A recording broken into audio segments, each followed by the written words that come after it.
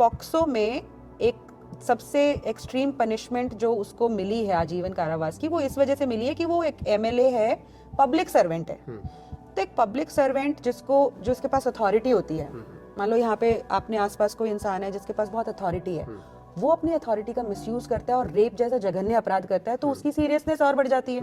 लेकिन अब क्या है, पॉक्सो का कानून जो है ना, वो पब्लिक सर्वेंट की डेफिनेशन लेता है आईपीसी से, सीआरपीसी से। ये बहुत टेक्निकल पॉइंट है। कहने का तात्पर्य ये है कि पॉक्सो के कानून में जो अभी कानून है उसके हिसाब से पब्लिक सर्वेंट की डेफिनेशन में एमएलए, जो कि ये कुलदीप सिंह सेंगर था, वो नहीं आता है। ठीक है। तो सुप्रीम कोर्ट ने ये बोला कि भैया एमएलए पब्लिक सर्वेंट में नहीं आता है, ये तो बड़ी अजीब सी बात है, पर कानून यही कहता है एज ऑफ नाउ जो कानून है।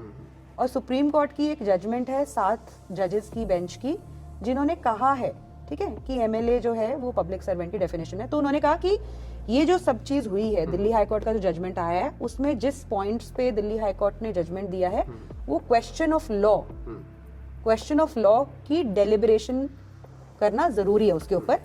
इसलिए हम इस आदेश को अभी स्टे दे देते हैं। 4 हफ्ते का उन्होंने नोटिस दिया, जनवरी में अब दोबारा से डेट पड़ेगी। अब देखते हैं सुप्रीम कोर्ट क्या करता है। ठीक है, अभी उनकी बेल हुई वहाँ पर। हाँ, लेकिन अभी वो जेल में है। हाँ, लाइक वो सब जो भी चल रहा है, यू आर सेइंग कि नहीं, इस केस में बहुत ज्यादा झोल है। Yes.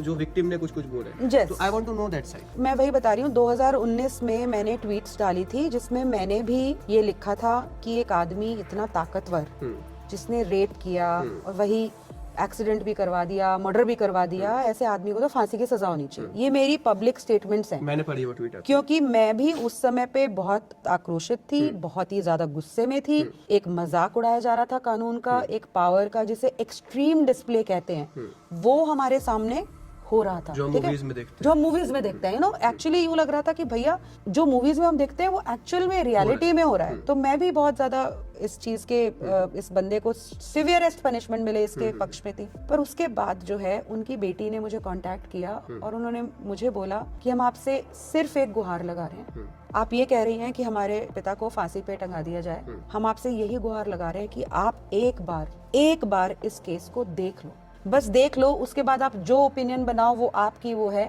लेकिन कुछ जाने समझे बगैर किसी इंसान के लिए फांसी मांग लेना सही नहीं है। हम आपसे सिर्फ ये गुहार लगा रहे हैं।